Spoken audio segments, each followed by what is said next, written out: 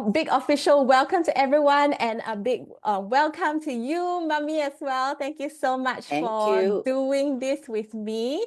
Everyone is super excited to glean from your wisdom and to hear from you a lot of questions. I don't know. I think some of the questions you might not even know how to answer as well, but that's okay. If you don't know, I think just be honest and say you don't know. It's okay. We can all learn together as well, and there is no shame in not knowing. But I think what everyone really wants to know is to really just hear honestly, right, from you as a grandparent, because we don't often get to hear from a very objective grandparent. We only have interactions with our own parents, and sometimes that can be a little bit tricky as well. We have a good relationship. You and I, you are super supportive of everything that we do. And a lot of the parents in our community, they don't actually have that type of relationship. And so I would love to be able to, I guess, have you, that's why I wanted you to come on, Mom, to be able to share, I guess, some of your thoughts when it comes to parenting and grandparenting as well. All right. So are you ready, Mom? Yep. Let's Okay. go. So, so I think a little bit of a background for everyone as well. Maybe, Mom, you want to tell everyone a little bit of your background, like in terms of what you used to do when you were younger, like your very first job, right? Oh, and then like what you are currently doing now. Okay. Well, my first job is I started as a teacher assistant in a day kindergarten, and then I progress on to kindergarten. Then after that, I went to childcare. After childcare, I find that no more interesting, no more challenges to because I'm so used to doing the daycare that I went to do sales, but in a good way because I did sales for selling all the educational toys to all the childcare and kindergarten, and then after that, age catch up. I decided not to do that because sales, you need to move from one school to another. It's very heavy with all the toys that I have to bring along. So in the end, I went back to teaching, but I went to special ed instead. So I did a few years of special ed, and then after that, I left.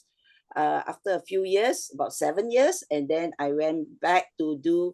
I want a easier life, but handling children. So I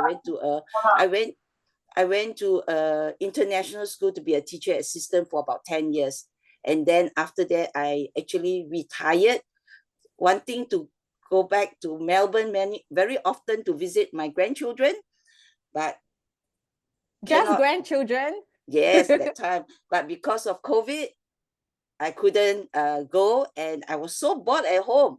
So I went back to do part-time childcare. So, and I'm still doing part-time in childcare in Singapore. So that's Okay. my background. Yeah, so thanks for sharing, Mom. So everything that you have shared so far, it's very related to education. I think education, children, it just seems like everything that you do, you've always had a heart for education, for a heart of kids. You know, in our church back home in Singapore, like all of my friends, they always say that you are the child whisperer. You know, every baby that you hold will fall asleep in your arms. And so I think that is the background that I grew up in. And I remember how, you know, when I was younger, whenever people asked me what I wanted to be when I grew up, something I always said, I remember when I was much younger, was I don't want to be a teacher. You know, I never want to be a teacher because I was in that, I guess, rebellious teenager phase where I didn't want to do anything that my mom was doing. But obviously, as I grew up and I got to be in this environment where I see how you do things and how you are so supportive of kids and education. And I've just become so passionate for education as well, and for just have such a strong love for family and kids as well. So that's credit to you, Mom. Thank Okay, so you. with all of that context, let's just dive into the questions. So we have a lot of questions, guys. I have categorized all of Taylor's questions into different categories. So we've got a category about parenting differences and generational shifts. We've got a category about grandparenting. We've got a category about homeschooling. We've got a very interesting category of navigating family dynamics. And yeah, I think that's about it. Okay, so let's first start with the first category of parenting differences and generational shifts. Mom, what is the biggest difference you've noticed about parenting in your generation and parenting in my generation? Okay, from what I've seen, you've been doing with the girls, my side, my time is we do a lot of tuition. We give them to send them to all the classes that can help them. Like I remember, I sent you to a baker's class, my boggling classes, and all this, which you all didn't like to go, but nevertheless you still go. Because that is our style of teaching that time, to give you the best that we can. That is whether it's tuition or whatever, it is extra lessons and even piano classes, whatever you want, we will try our best to give it to you in that way. So that is the difference, I think, from our time, where we give it to you, like giving assessments. And I always remember you say, why is it I have to do so much assessment? My brothers don't need to. I think by that time I was a bit tired, so I didn't really give them a lot. Okay, wait, we will give everyone's context as well, that it's not just me, okay? I'm the eldest of 3 kids. So I have 2 younger brothers. So being the firstborn, right, I guess I was the guinea pig, right, for my mom, the first child. My mom was just so enthusiastic and did so many different things with me, all the different classes, all the assessment. I was the one who got all of it. And as what my mom said, when it came to my brothers, they didn't have as much assessment. Maybe you still did a little bit with them, but not as much. And but I have to say that even though we had all the different extra classes, we also didn't have tuition. I don't remember Except having, Chinese, your yeah, brothers except, okay, Chinese. yeah. But I think also because I was a pretty good student, right? So Yeah. I didn't really need it as well. Mm-hmm. Yes, right. So, okay, that's the biggest difference. But that's just, I guess, the education part. But how about just parenting in general? Do you have any thoughts about the difference between parenting in your generation and in our generation? Like how you had to parent and how you see us parenting now. Like, do you think it's Okay. harder or similar or what? It's a little bit different in terms, like, because our time is like we always get the elder one to give in to the younger one. And then we said, okay, whenever the other one wants something, we will always say, okay, it's time we give it away. You share. We always say sharing and all this. But from what I noticed, your way of teaching the kids is you always tell them, wait for your turn, and you ask them to ask how long it will take and all this. So I see that little bit of difference in that way, where you actually get the children to ask. Whereas in my time, we don't have that idea and that thinking was where we said, okay, you wait and all this.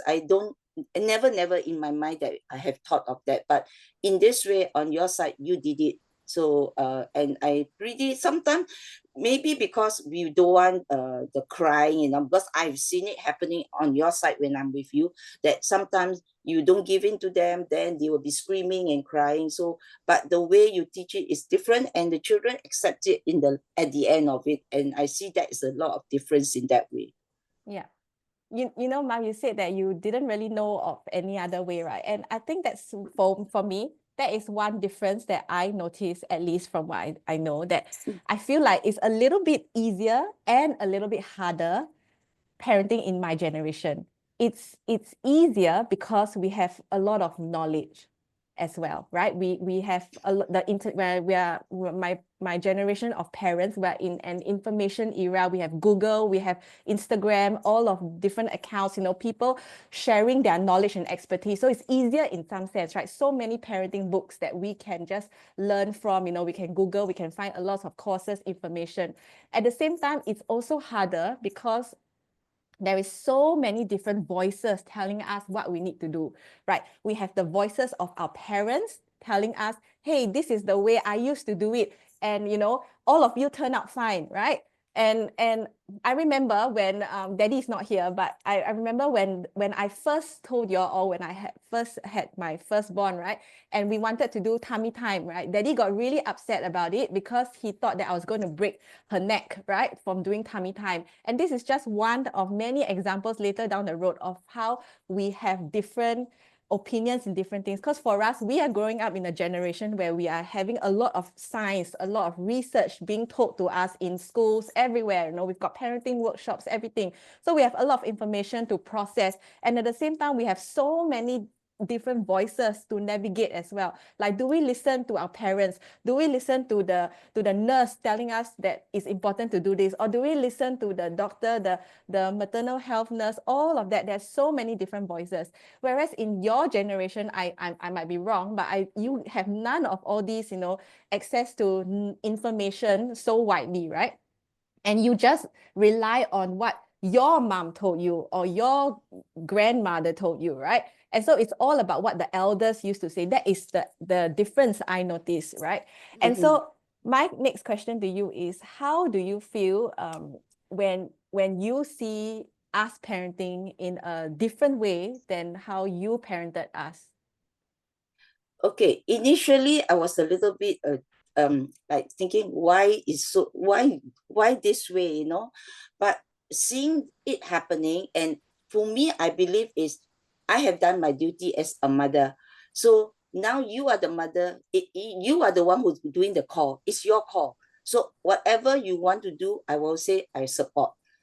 Even though sometimes I do not disagree, I do not agree with what you all are doing, but being a parent yourself, I feel that because you are the mother, the ball is thrown to your court already. You are the one who has to make the decision, because at the end of it, they are your children. I'm only a grandparent, so I can support whatever I can. But if as long as I don't agree, I just keep my mouth shut and see it happening. That is how I do it in that way, because I support in that way, because to me is no point arguing and say, oh, this is follow my way, because my way might not be correct. And because, as you said, new technology and all these things, so it's better that because you are the mother, so it is your call to how you want to coach. Because when I doing it, when I teach you all, even if my mother-in-law tell me, oh, you must do this, I will just tell her yes, but I don't do it. She can't say anything because I'm the mother, so I'm the one who has to do all the things that I think is correct. That's very well said. Thanks, Bob. And I really love that you said that, you know, you have enjoyed and finished your time as a mother when we were younger. You had your chance to parent, right? And now it's my turn to parent as well. And obviously, you know, I can choose, right? And obviously I need to accept that there will be consequences of the choices that I make as well, right? And it is not on you to take that responsibility. It's my responsibility. Now, so I think this has you have already answered this question about what has helped you respect and trust my parenting choices even when they differ. And I think you've mentioned that you are able to do that because you see that it is now my chance. I'm the mother. It is my responsibility. Okay, this is a very interesting one. How do you manage the urge to give advice? Actually, for me, I'm the person who don't really want to do that. You don't want to give advice? Not so much. I will give, like if I really see things that needs to be given, the advice needs to be given, I will. But sometimes I will feel that because it is your court, I do not want to give too much to try and like get you out of that idea, because no matter at the end, it is you are the one. And then also because we are in Singapore, you are in Melbourne, again, there's a difference in even in bringing children, different style again. Even we say homeschool and all this, even in Singapore, it's very different from where you are. So for me, is my advice will be very different, because I would say I rather if I think it is very good, then yes, I will come and talk to you. I'll say, hey, what do you think of this? But then again, it's just my thinking. But you all can always, as I said, my mother-in-law tell me something, I said yes, but then I don't want to carry out, is another thing. So it is up to us in that way. Yeah. And I think that's a good point that you brought up, because with advice, right? Like I've a lot of parents will always ask me, how do you tell the parents, not to give the advice? And I feel like there's both ways as well. The parent, okay, now very hard to say this because I'm a parent, you're also a parent. Okay, let's use you as grandparent. Okay, so the grandparent, right, has desires to share advice, right? And the parent also wants to make their own choices. And so for me, I believe that it is okay. I believe that it's okay for grandparents to share. Like, I will never tell you, don't tell me your advice, right? I'm happy to listen, but at the end of the day, I Correct. still want to have that final call, right? And Right. I don't want you to feel upset if I don't listen to you. And sometimes I might listen as well, especially when it's on things that really doesn't matter very strongly to me. So for example, right, like, our kids have eczema, and for many years now, since they were young, all of them has got eczema. And you are always, just saying that, oh, my friend tell me this medication is very good, or drink this is very good. And sometimes I listen, sometimes I don't. Like, recently someone said the turtle soup one when we were last in Singapore. I think our uncle said that, and you went to buy it, and I was like, you know what? I don't know how effective it is, but it's one of those things that really didn't matter to me. And so, you know what? We just let the kids drink. But for some things, right, like if I feel that I don't agree, I really don't agree with it. And it's not just me, like, it then has to be on the same. And so there's so many different things to navigate. It's not just me and you, but it's also me and my husband. And we also need to make sure that we are both on the same page as well. Correct. And so for me, I believe that at the end of the day, it's me and Dan, right? The husband and wife's responsibility as parents, not the Yes, grandparents. correct. We are happy to listen, but we can take it, but we don't have to actually implement the advice. Correct. Right. Okay, final question about parenting differences. Okay, did you have any non-negotiables when you were parenting us in your generation? Like, what was something that you were very firm on? Like, I guess values, or something that, like, you said, this is how I want to be as a parent. In my time, I would say that I will always make sure you all go to church. That is one of the things that we make a point. And we always make sure that we share. And somehow a bit difficult in that way, because as the two boys and you, although you all share rooms and all this, is good in that way. But in terms of going to church, we have problem with the church will say, oh, the Sunday school teacher will come to me and then say, oh, they need to go. And so we try to bring as much as we can to church. And at the end of it, we brought them to a church nearer to our place, so that we can actually bring them nearer to the place than not going to church at all. I think that is a non-negotiable in the way that we really want to bring them to church. Any other things? Or that was the only non-negotiable for you? And the other thing, I think, is just to make sure they do their work, finish their homework and all these things. But I will not, for me, I will say, I will not say must score all the A's and all this. As long, I always tell three of you, always say, you do your best, God will do the rest. That is my motto for you all. Yep, I can confirm that is true. Like, that has always been something, like, I don't remember ever you or Daddy giving us pressure in terms of our academic. I have to say that I had a lot of pressure growing up in the education system, but it was all self-imposed.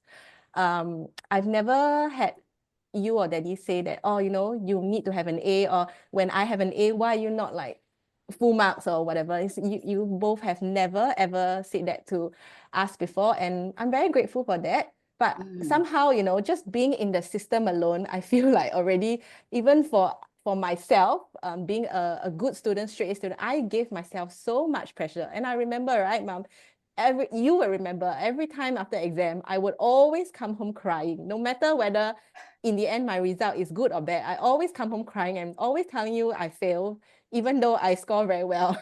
And that's just the amount of pressure that I had.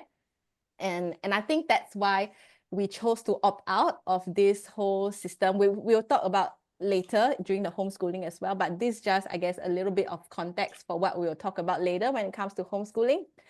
Okay, let's move on to the next section on questions about grandparenting. So you talked about how, you don't want to take away our role as parents because you see that you are just the grandparent, not the parent, right? So what do you see your role as a grandparent? What do you see yourself playing as a grandparent? Okay, What role? I see myself as always, whenever I'm with them, giving them whatever they need to give them the support, the encouragement, and all the love and cuddles they can get from me. And whatever things they want to learn, I will always support them. That is as a parent. So for me as a grandparent, I will just enjoy having them, playing with them and all this. Not my role to teach them anymore. Yeah. Yeah, and I think you're very good at that. Like the girls when they show interest in assessment books, because our girls, they don't do assessment previously, but then because they've shown some interest in assessment, and then you and daddy go and buy like so many for them. And when they show interest in crochet recently, and then when we're in Singapore, you will bring them to the different shops, to find all the different yarn to support their interests. And even like, when the eldest started a little small crochet business as well, you and daddy were her first customers, making an order, a customized order from her, which she actually haven't done it yet because she's just been so focused on doing her own things. She forgot about your order. But I just love that about you and daddy, that you're always try to support their interest in that way, where whatever that they are interested in, you know, and you try your best to support and encourage their interest. And I think this leads to the next question here about how do you manage being a long distance grandparent but still build a good relationship with your grandkids? Because obviously you are based in Singapore, we are in Melbourne.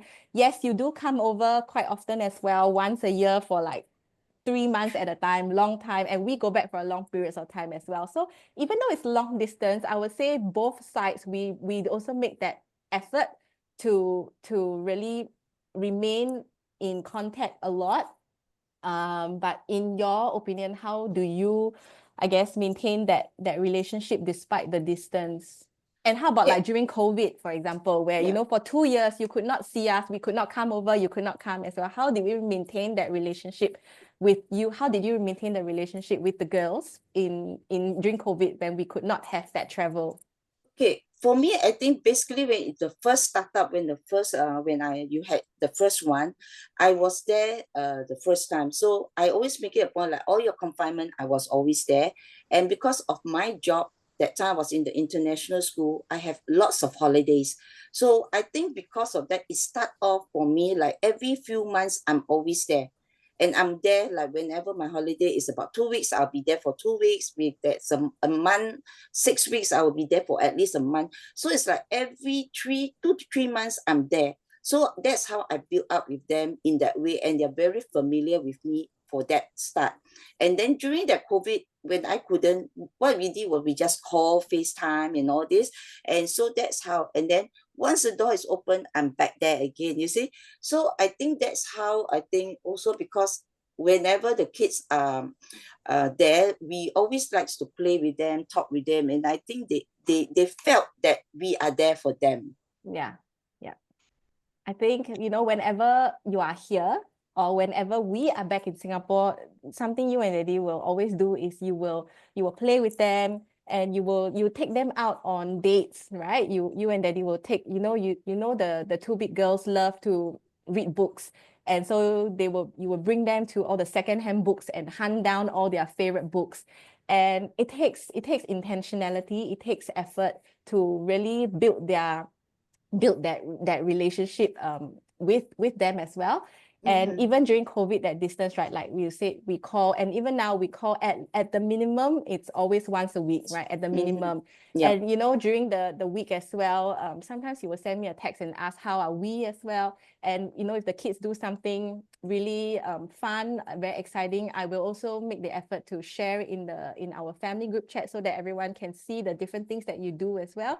And I remember just last week, I shared a video of our youngest just finally going to swimming class by herself, because she has really struggled going from the parent accompanied swim class with Dan to going to a class by herself. And she has been crying. And finally, last week, she went by herself without crying. I was so proud. I took a video, I shared with all of you.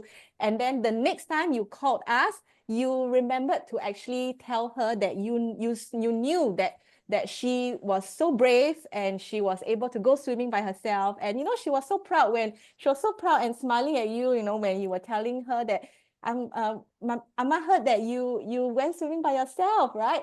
And so these are the little things, right? Where, you remember, you observe, you take note, and then you actually show them that you care and you are there, right? And so that is super powerful. Okay, so this question about grandparenting. How do you balance being involved without overstepping? Being involved. Okay. Okay. Whenever I'm over at your place, I will play with them. But when I see a situation, I think it's not for me to say, I will just slowly move out and go to my room and close the door and hide myself there. That's what I try to do that, Yeah. So I think because, especially when we are disciplining them as well. yes. Yeah, I think I noticed that as well, and it's really good because and that I have to say that's only you. Daddy is not so good at that. I have to be honest. Daddy is not so good at that. Daddy loves to share his advice very freely, and I really appreciate that you usually will tell Daddy, just let them settle, right? And then you will pull Daddy to the room as well, and then let us do our job parenting, because it's so hard, right? When we want to discipline the child and then there is grandparents at the side, trying to give comments and all, like it's really hard for the parents, it's hard for the child as well. Like, who do I listen to? There are so many things. Yes, and correct. yeah, and so I really appreciate that when we are trying to do our part, right, disciplining the children, you actually step aside, and that is very important to us. So thank you for doing that, Mom. Okay, last question about grandparenting. What brings you the most joy about being a grandparent? Seeing them growing so well and improving leaps and bounds. And every time we see them, every time there is something that they are doing, like today I just saw them doing pillows, blankets, and all. It's really a joy to see them really growing in leaps and bounds. And even when they are swimming, they say, oh, I've got level 7, I have level 6, So it is to see them improving each and every time I hear them talking. And even like the third ones, when she can start cycling without the two-wheeler, the extra wheel behind, she's so proud, and then we are happy for them too. Yeah. Now the final thing that we are waiting to be proud of is the last one, Yeah. being able to sleep through the night. She's still sleeping with us every single night. Oh, okay. Okay, so let's move on to the next section about homeschooling. Okay, this one has been really, really highly requested. Lots of people asking about, I guess, your thoughts about homeschooling, because especially from, with all the background that you have, right, as an educator, I think a lot of my friends or parents in our community in TALE who are also homeschoolers or considering homeschoolers, and a lot of them actually have like parents who are teachers like you, Mom. And I think a lot of the parents who are teachers, sometimes they are the ones who actually give them the most grief about choosing homeschooling, because they feel like, hey, I was a teacher, that this is the way, that being a teacher is the best thing, being in the education system is the best thing, and don't you feel so blessed to live in Singapore where, our education system is one of the best in the world, like, all of this. And so, okay, firstly, let's talk about what were your first thoughts when I told you. I can't even remember when I told you that we wanted to homeschool. Do you remember? I also cannot remember, but what I do remember is like, I think in my thoughts is homeschool is a little bit different from comparing to a syllabus teaching. But I think because I like your definition when you said you want to homeschool is, you said that where I'm also a teacher. You yourself told me I'm a teacher and I go and teach other children and I get my own child to be taught by other people. Why can't I teach my own? So to me, I felt that is a good point, because then you can actually put all your heart and soul into your own child and teach them. So looking at it that way, from what you said, I was actually quite okay with it. And being because it's in Australia and it's not in Singapore, the stress and all this, I was actually not really against it, and I was actually for it, but not 100%, but at least supporting in that way, that if you think that you want to go that line down, I will still, support in whatever we can go. That is how I see in that it was my thought. Did you expect us to choose this route, or were you like really shocked and surprised? I didn't really, in a way, shocked or surprised, because it's like, as an educator, I've seen so many kids along the way and how it's being taught. Sometimes it's true that if you have opportunity, it's better you teach your child yourself.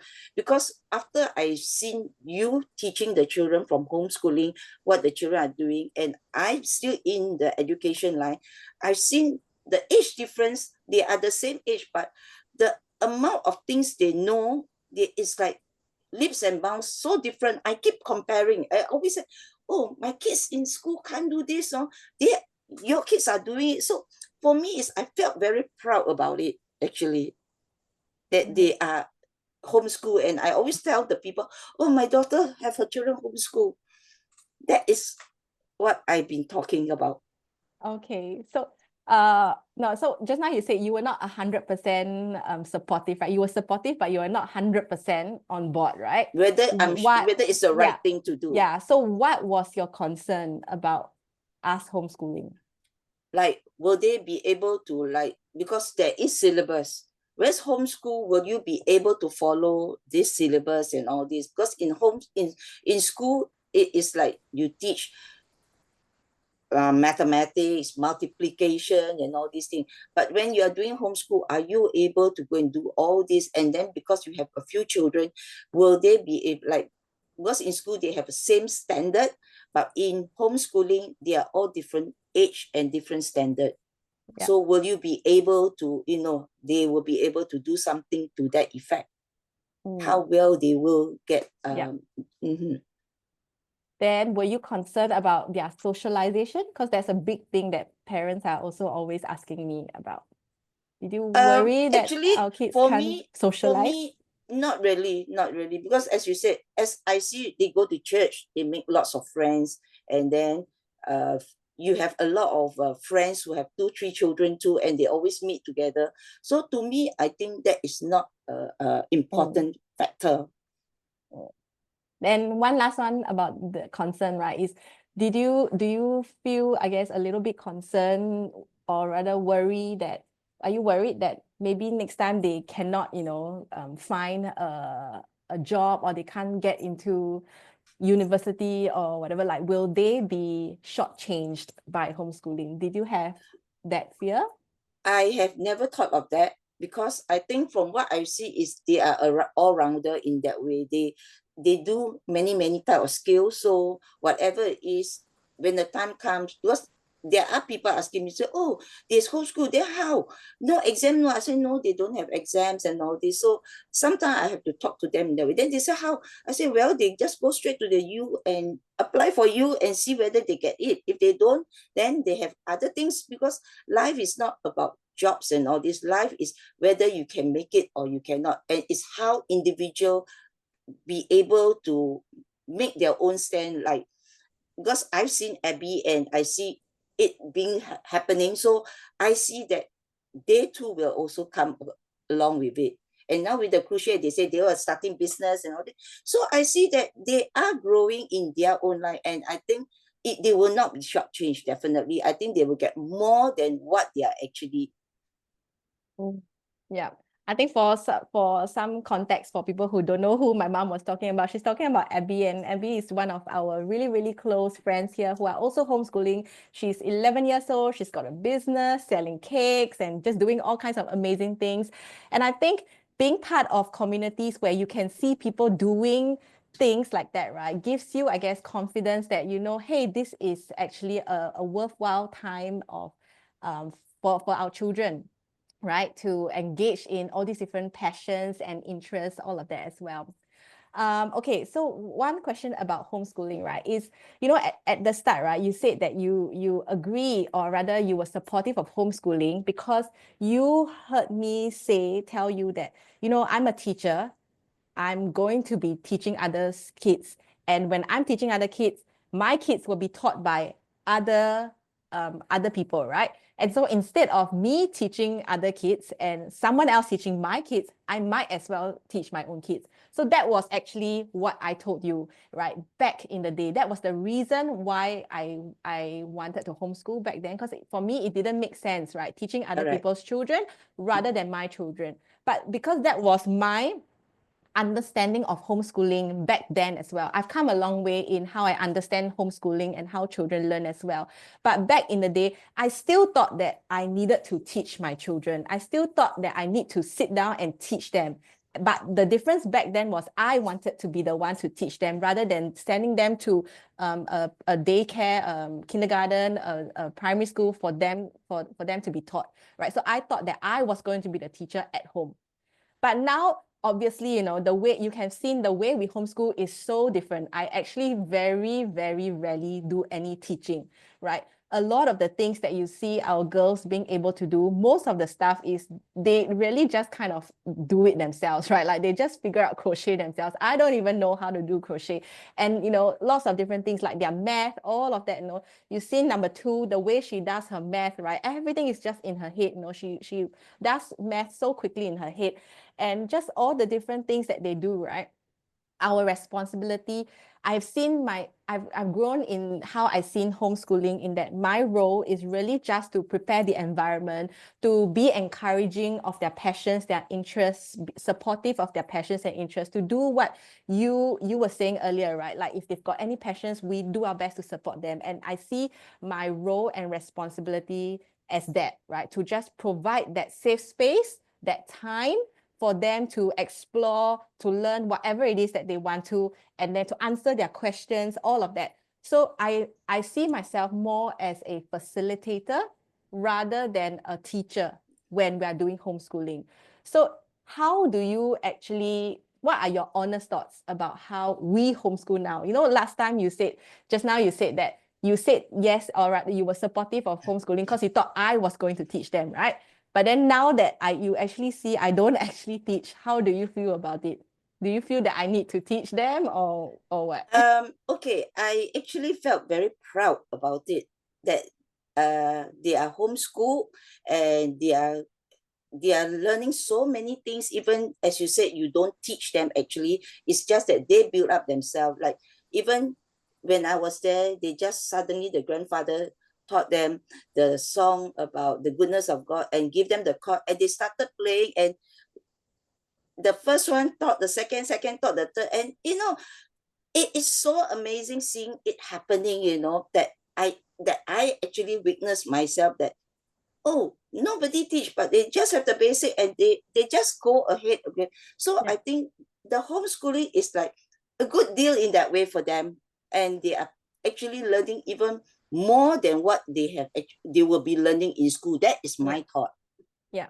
And I think that is something so powerful, right? What you say is you see it, you observe it, right? Yes, And, correct. and that's why when I try and tell people what we do, right, it's so hard really to convince people. Like I always tell other parents who want to do homeschooling, right, to really trust yourself and don't worry about what, easier said than done, I know, but really you need to trust yourself and don't worry about what anyone around you might say. But then when you just focus on supporting your children's passions, interests, all of that, you trust the process, it will just take care of it themselves. Like the result is in the pudding, you know. Is that the correct phrase? I think I said it wrongly. But the proof is in the pudding. Is that the correct one? I think yes. No, but like the more I find that it's so hard to try and convince people why this is the best way. But once people actually can see for themselves, right? Like you can't unsee it, right? Like there's now that you see how learning can be done, right? You become an advocate for it as well. You come along Yes. me and you are advocating for me as well on behalf of me to your friends. You know, when your friends ask you questions about it, right? You are able to advocate for us because you have seen it yourself as well. And I think that is the thing that I want to encourage any parents here, right? If you are really wanting to go down the homeschooling route, right? To really just focus on you, yourself, and your child first and foremost. Really try and cover up the rest of the things around you, right? And to really just hunker down, you know, just focus on you and your little family and find other like-minded people as well. I think that is something super important as well. You know, in the homeschooling the online homeschooling, not online homeschooling, but the online world, right? Whenever people hear us talk about homeschooling, there's always so much criticism about, oh, you know, you're holding your kids back, blah, blah, blah. And we can allow ourselves to be sidetracked and then, you know, get discouraged and then question ourselves. But that's why it's so important to find your tribe, find your people, so that, you know, when you hear voices like that around you and you second guess yourself, then you can come to your friends, people who get it, who are similar to you, right? You can rant, you know, you can say, hey, you know what? These people just said this to me, you know, but then your friend will be able to support you and say, you know, that's not true, right? And that's why it's so important, right? I always say it's so important to find your people, right? And really hold them close, right? Because we should never do anything, whatever it is, we should never do anything alone, right? It's so important But to do okay, life as a community. but the thing is, that has been said about homeschooling. In Australia, it's easier Yes, compared to in I Singapore, agree. because in Yeah. Singapore, from my understanding and my knowledge is that once they come to primary 6, level 6, they need to take a PSLE. Yes, they do. If they don't pass, then they have to go back to the mainstream school. That is the government's way. But I think about 2 weeks ago, I met one of the youth in my church, and it's very interesting because I was talking to him because he was sitting next to me, and I just welcomed him. I said, "Oh, what's your name and how old are you and what you do?" He said, "Oh, I'm in Sec 2." I said, "Oh, in Sec 2. So what school are you?" Said, "Oh, I'm homeschool." And I was so happy and so excited, you know. I said, "Oh, homeschool in Sec 2." So to me, it's like, wow, that's very amazing. And actually, I wanted to find out more about it from him, but after that, I didn't get to meet him. So I'm waiting for an opportunity to actually delve into more and find out Singapore system into, because in up to primary, I heard about it, but secondary school, this is my first time hearing, and I was very super excited about it. Yeah. It's rare, mom, Yes, correct. but there definitely is a community out there. I don't know about the community in Singapore at all, but I do know that there are communities that are, and the homeschooling community is very, very strong in Singapore because they know that the parents know that they need to come together and support each other. And that's why the homeschooling community is so strong in Singapore. Mm. So yes, if there's any of you, right, who are wanting to homeschool and you're in Singapore, please know that the community is out there. I don't know where it is. If you want to send me a DM or something, I can try and connect you to some of my homeschooling friends based in Singapore that I know. Jillian here, who has just commented, she is a homeschooling mom as well, and I know there's she knows lots more homeschooling families, so they are there, right? You just need to do the work to put yourself out there and find your people. Okay, now, I want to ask this question about homeschooling, mom. Did you ever consider homeschooling us? Never, never, never.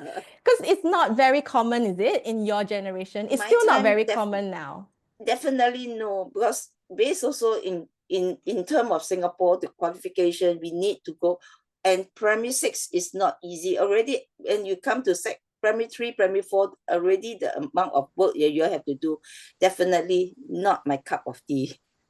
Yeah, so it's not, I have to say, it's not for everyone. And I Yeah, always tell correct. some of my friends as well who are homeschooling in Singapore that they are so brave, and I so admire them and respect them so much, because it takes a really a really committed, you know, intentional parent to homeschool in Singapore. Like the Right. commitment that you have, the intentionality that you have to homeschool in Singapore is literally at another level that I feel like I don't even know if I can ever get there.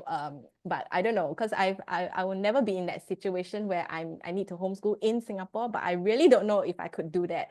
But yes, I know it is not really unheard of in your generation, I imagine. Yeah. It's still not the common route, right? It's not mainstream, far from mainstream now, but Mhm. at least now people know of people who homeschool. It's not Yeah. like completely unheard of. Mhm. It's still Correct. rare, but it's not unheard of. Yeah. Okay, now let's move on to questions about navigating family dynamics. Okay, so what are your thoughts on following through with boundaries that I set on discipline, screen time, routine? So, you know, sometimes, right, like we go on holiday, right? Recently we go on holiday and we leave our kids, 4 kids with you and daddy for a few days, and then you took them, right? Like, what are your thoughts on following through with boundaries that we set on discipline, screen time, routines?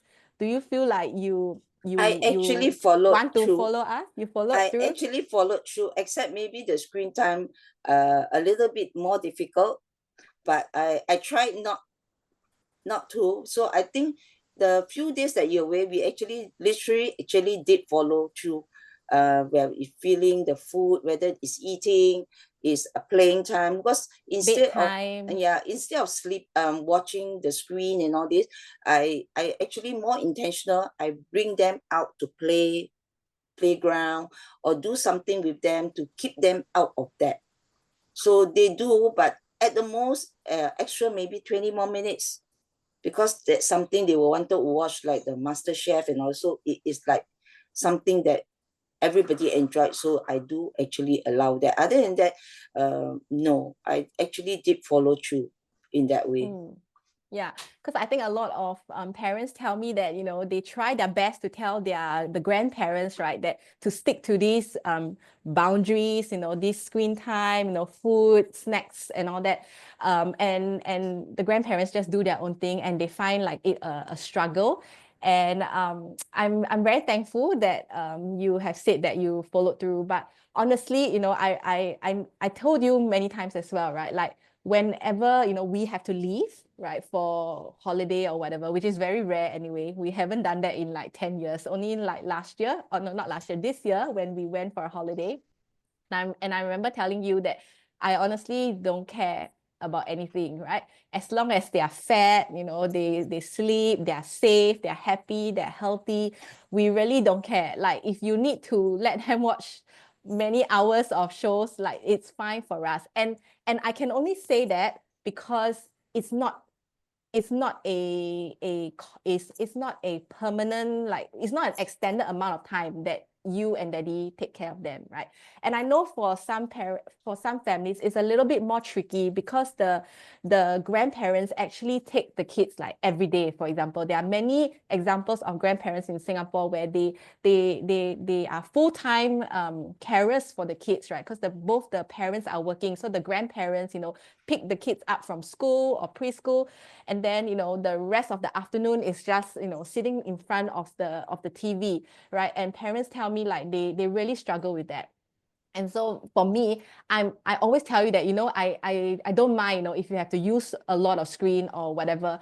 And I say that because it's not a lot. It's not a lot of time for me. It's just like, you know, a few days only. So I'm happy to deal with that, because for me, my perspective is I'm asking you for a favor, right? Because these are my children. It's my responsibility as a parent to parent them, to look after them.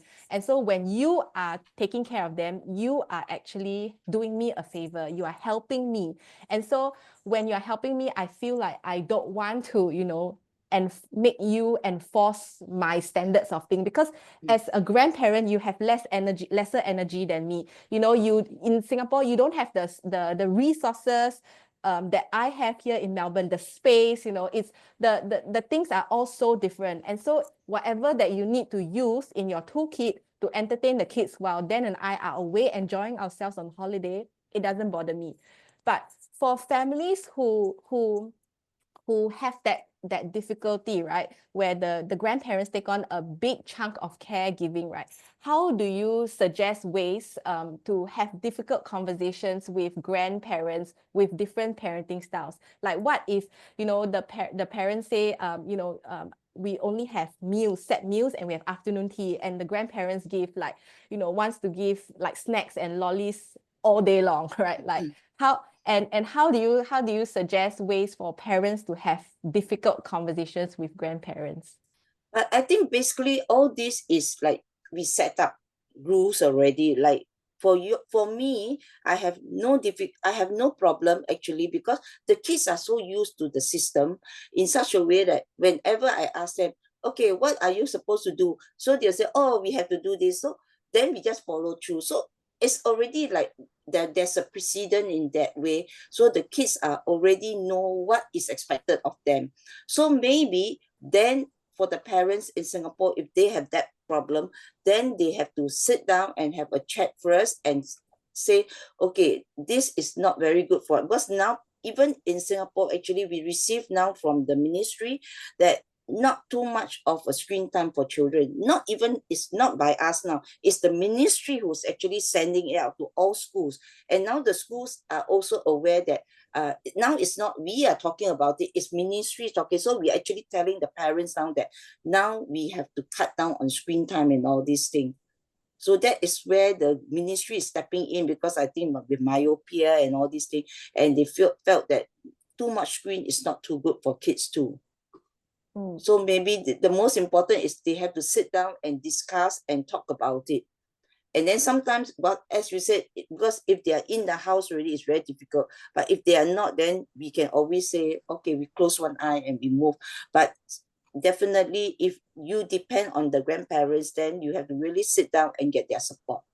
Yeah, it's hard. It's hard. Yeah, I can really empathize that it's hard, because on one hand you need the help, and on the other hand, you also still want your boundaries. And I think this is one of those instances where I feel like you and I both don't really have much of an advice in this area, because our circumstances are just so different, and we are, I guess, very also different in that we have that open relationship where even if ever like I didn't agree with something that you were doing, and sometimes when you are here, and even if I'm around, right, and I see Daddy giving the screen too much as well, I will also step in, right, and we have that relationship to be for me to be able to be comfortable voicing what I don't want, and then for you and Daddy to take it on board as well, and just so it's hard because we have that relationship. Maybe also the other advice you can give to parents and grandparents is that it's a bonding. It's a bonding. If the parents and the grandparents, it depends on how close your bonding is. It's like both of us, we are able to talk, and then we say, okay, this is what is expected and all that. We are able to bond and trust each other, and able to. So it's also important between the two, the parents and the grandparents, how they are actually moving, and not just say, I want my way and all this. But if they already know your style and your system, say, oh, okay, then I will try. We have to work out in that way. Yeah. Very important. I really like how you mentioned that, a lot of times you don't really have to do much, because the kids we already have set up the system in the routine in our household, that even when we are not around, the kids know what is generally expected of them. They might try and push boundaries a little bit, because kids being kids, right? Like bedtime is at 8. They might say, I want 10 minutes and all. And that's okay, right? We close one eye when our kids want a little bit more time, right? To play and to have a little bit of a later bedtime, right? But you're right in saying that, because we as parents have already done the hard work of instilling that routine, instilling that system in our house, right? And this is not done overnight, right? It's done over months, over years of consistency, right? That this is what we do in our house. We only have movies on Saturday. We only eat lollies on Sunday. That's just some of the rules that we have. And so they know, right? They know that we only give them lollies on Sunday. They only they get screen time every single day in our house, but only 2 shows that they have to agree with, right? 2 20-minute shows that they kind of have to agree with. So they rotate as well. You know, two girls will choose today, tomorrow another 2 girls, and then that's how we rotate. So we've already got a system going already. And so when it's the grandparents or anyone else, right, Dan's parents as well, taking the kids, right, the kids know what to expect. They know what is generally done in the household, and there's not much, like, I guess, of arguing in that sense. And so thank you for saying that, because I think this is a reminder really for everyone listening also, that we don't discount the role we play as parents, even if you feel like, you know, the amount of time that you have with your kids is so little. Every little bit of time that you have with your kids can be used intentionally to plant seeds that will make a difference, right? In setting up systems, in setting up habits, in setting up routines, values, all of that, right? And so, yes, we don't want to discount our role as parents, even if we have like very little time. Okay, let's see. How to tell grandparents politely not to spoil grandchildren with too much toys and gifts when there is no reason for it. Okay, again, I have to say we are very, very blessed, because you and Daddy love our kids a lot. You spoil them with a lot of stuff as well, but it's not on like toys and unnecessary stuff. You spoil them with a lot of things that you know they need, or we need, or it supports their interests. And I'm very grateful for that, because, you know, you don't randomly buy us like little toys that, you know, will be broken, or that they don't really want and they don't use. And unfortunately, there are a lot of grandparents who do that, right? Every time the kids come to the grandparents' house, it's a new toy, it's a plastic toy that could be broken, like, or played with a few days and then thrown aside, you know, and then the next week is another new toy. Lots of grandparents are like that. But, you know, Mom, you're something that you like to give them experiences, right? Like, if you rather, you know, take them out on a date, and then, you know, let them choose whatever they want, right?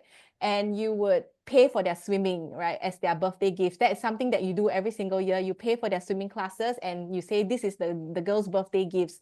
And I remember one year you bought our keyboard, because you knew that I wanted to start teaching the girls piano lessons, right? Again, it was you showing your support and your love by doing things in very practical ways, which we really, really appreciate. And so I don't know how many grandparents are actually on this call. I know some of the parents were telling me that they wanted to get their parents to come on and listen as well. But if there's any grandparents listening, please hear this, that you know, we so appreciate and all the love that you give. But yes, we appreciate some things more, you know, some practical things. We appreciate practical things, experiences, all of this more. Okay, so yes, Mom, how would you tell grandparents, how would you suggest to tell grandparents politely not to spoil grandchildren with too much toys? Like, it's a Maybe bit just hard. maybe what you can actually do is, you know, nowadays people have a wish list. So maybe instead of just getting them to buy, maybe you can just tell them, oh, this is what the kids require. And, you know, just a little small hint to tell them, say, oh, we are going to have something. The kids wants to go for a class, or they want to go to the zoo, or membership. That's how I subtly also tell your auntie that, well, she wanted to go and bring you something. I said, why don't you pay a little bit of their, help them to sponsor a bit of their, you know? So it's subtly talking to the parents, grandparents, and they, you know, then they will be able to say, oh, this is what you need. Okay, because maybe grandparents, they love the kids, but they don't know what they need. Yeah. Because for us, because we do a lot of chatting and talking, so we know that these are the things you need. But those parents who are not that, they don't, so to them it's like, oh, they need toys, you know. But maybe you can talk to them, give them hints, you know, like wish list.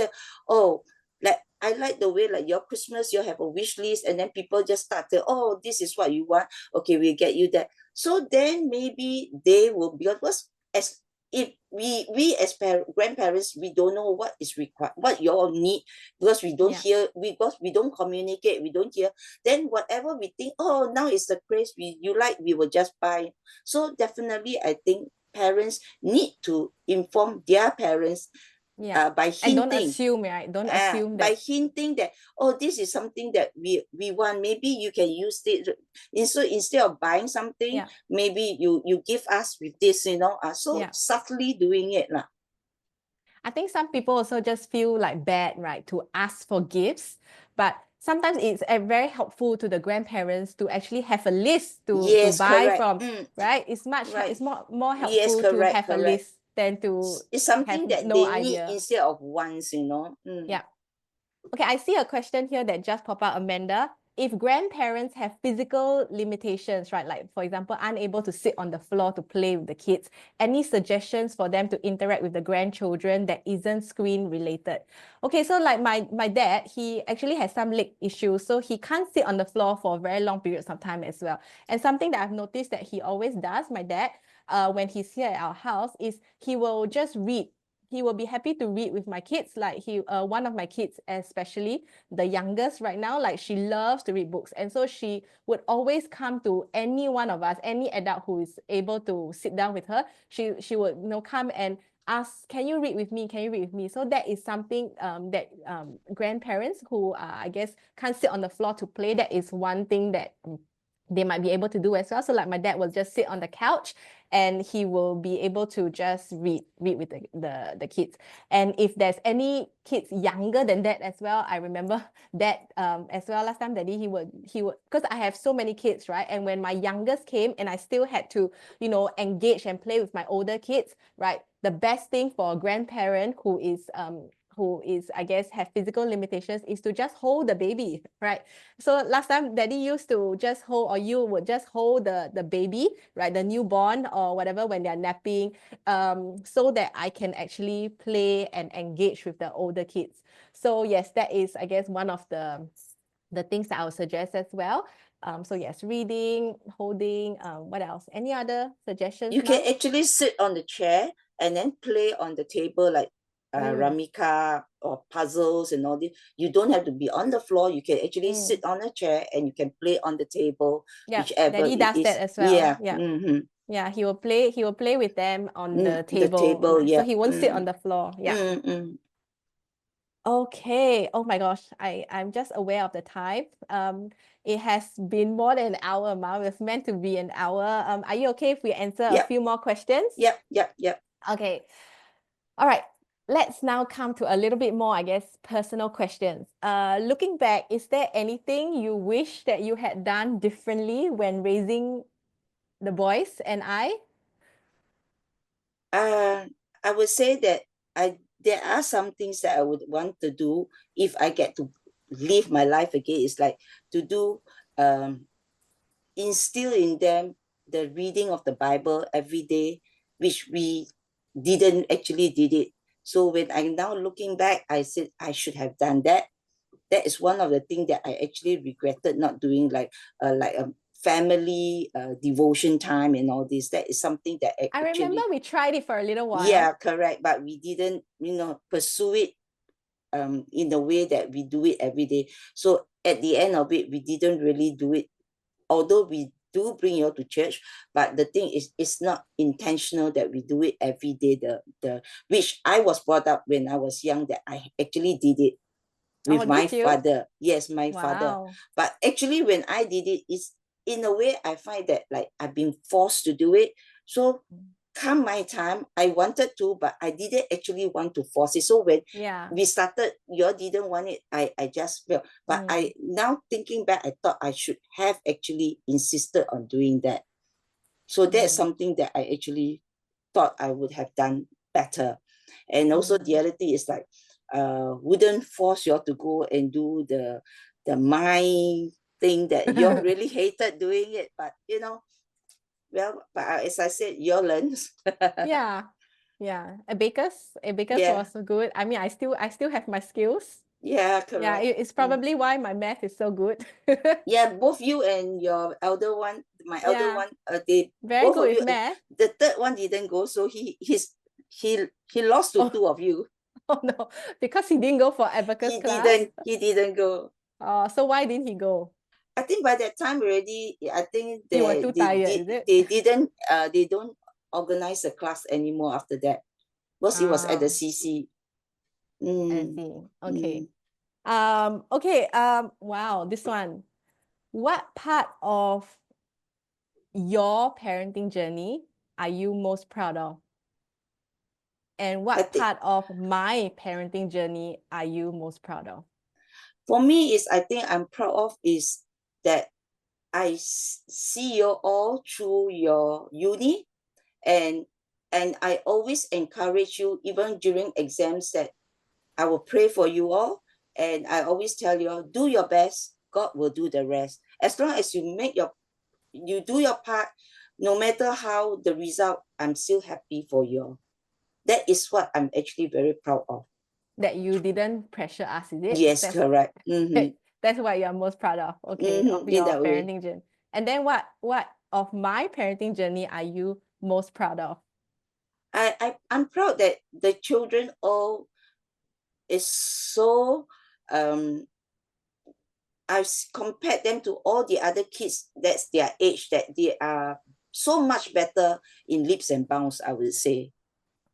Don't compare lah, Mom. Don't compare. Not say comparing, but I mean, I've seen it, firsthand, closing to see it. I think like I'm really, really proud of what you have done. You have done you're proud. You're proud that the kids are thriving lah. Yes, correct. Yeah. I'm very, very proud of that. Okay. Last question. Okay, I think you kind of answered this already, actually, similar to the proud one. What do you think that I have done beautifully as a mom that you have never expected? The homeschooling part. The homeschooling? Yeah, I didn't expect that your homeschooling, the children thrive so much. Yeah. Okay. I think we have actually managed to cover almost all the questions, I believe, which is quite incredible. Thank you so much, Mom, for your time. And I think before we finish up, I just wanted to say, I've never said this before, I think, in front of so many people, but I just really, really wanted to say thank you. And I wanted to say not just thank you for your time here, but really just thank you. And I really want to honor you for everything that you have done for us, for me as a child, and for me now as a parent, and to my girls as well. Like the way that the girls are thriving, the way our family is thriving, is because of all the seeds that you have sown back in the day when you were a young parent, and even now as a parent to adult kids as well, right? Like all the things that is good now in our life is because of the sacrifices that you have made. It's because of the intentionality that you have done. It's because of the prayers, the countless prayers that you have prayed for us. Just really wanted to thank you and honor you. Especially, I couldn't think of a better time than right now with all these beautiful parents listening on as well. I just want, parents always tell me that they are just so amazed at all the different things that I can do. And it's credit to you, Mom, because of your support, because of your love, because you have given me so much freedom as a parent to be a parent, and not to worry that I'm offending you, not to worry that I need to listen to you only. You give me the room, the space to try to make my own decisions, make my own choices as a family, and you support my choices, you support our decisions, and you just give us so much love in every single way that you can think of, with words, with gifts, with your time, and flying here and everything. I'm just so grateful, so grateful, and so honored, so thankful. I just wanted you to know I'm so glad that we've had this conversation, and yes, I hope that this conversation has blessed all of everyone who is listening. And Jillian said this conversation was so healing to hear. You are so welcome, Jillian. I'm so glad this was healing for you. Amanda said this was such a beautiful interaction between mother and child. Irene, thank you, Auntie Elizabeth, for the many insights. JY said, Auntie Elizabeth, I think you can be proud that at this age and stage, you have such an open and deep and thoughtful conversation with your daughter. Yes, and I think that is something that I really want to take on with my girls as well, to have this same open conversation with my kids as well when they are much older. Like, I never want to be that grandparent in future where I, tell them that you need to do this, right? In future, I don't know what the future is going to be like. It's going to be such a different generation of parents for our kids growing up, right? And we want them to know that we've always got their backs no matter what. And I'm so grateful that, Mom, you've got that as well. Pagan, thanks, Auntie Liz. Thanks, Jules. Jasmine, I wish all grandparents are like Auntie Liz. Sabrina, love this meeting. Yes, I tell you. And oh, one more thing I wanted to share also is that, something that you've always done is you've always also shown interest in all of my friends. And a lot of my friends all know you like as if you are their friend as well. And right, you know their names, you know the names of their kids and all of that. And you will think of them, you will think of my friends' kids, you will buy things for them. It's just incredible. Like you just have so much love for us and for the people that are important to us as well. And yes, I just wanted to thank you, Mom, again, honor you. Welcome. Happy Mother's Day. Same to you, same to you. Happy Mother's Day to you and to everyone who is watching. Peking, thank you, Auntie Liz, for tonight. Really appreciate it. So yes, yes. Thanks, Pagan. I think that's all from us tonight.